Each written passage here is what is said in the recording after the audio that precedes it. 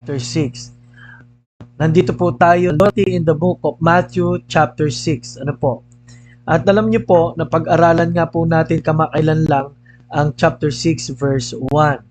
Its loyalty to God is contrary to self-gratification. Loyalty to God is contrary to self-gratification. Ngayon naman po is loyal to God is contrary to pride and unanswered prayer. Ano po? Ano po ang sabi po ron sa verse number 2? Ang sabi po ron ay ganito. Therefore, ano po? Sabi riyan, ano po? Therefore, when thou doest thine alms, o kay nananalangin, do not sound a trumpet before thee, as the hypocrites do in the synagogues and in the streets. Biri mo na kahit sa mga hindi lang templo, pati sa lansangan, that they may have glory of men, verily I say unto you, they have their reward. Ano po? Kahit po sa verse number 7, binanggit po yan. Ano po? Na nasa kanila na ang kanilang reward. Ano po? O sa verse number 3. Okay. Nasa na ang kanilang mga reward. Ngayon po, ang atin pong gustong sabihin dito is, pag tapat tayo sa Diyos, no? Ito ay kontra po sa answered prayer. Pag di tayo nagtatapat sa Diyos, tayo ang gusto nating makita, ito ay kontra sa answered prayer.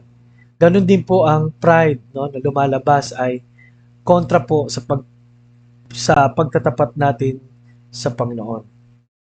Kontra po ito sa pagtatapat natin sa Diyos. Marami po palang mga bagay na nagagawa ang tao, no, particular po ang pride, na kontra po doon sa gusto ng Diyos. Ano po? At sa pagtatapat sa Diyos, no?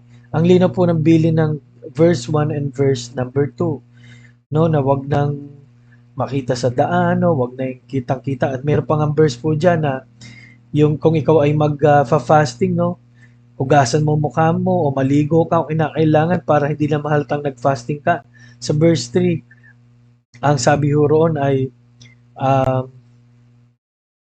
wag malaman ng kaliwa yung ginagawa ng kanan. Ibig sabihin, all these things in secret is rewarded in secret.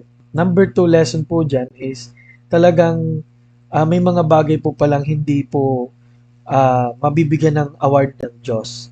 Number 3 na lesson po dito, bukod sa unanswered prayer, no, hindi tutuparin ng Diyos ang panalangin, ang isang bagay pa pong kontra dyan ay ang taong ito ay ipinakikilala niya ang sarili niya na hindi talaga karapat-dapat na tawaging tapat. Ano po? Kasi po, gusto natin ay tayo ang makita.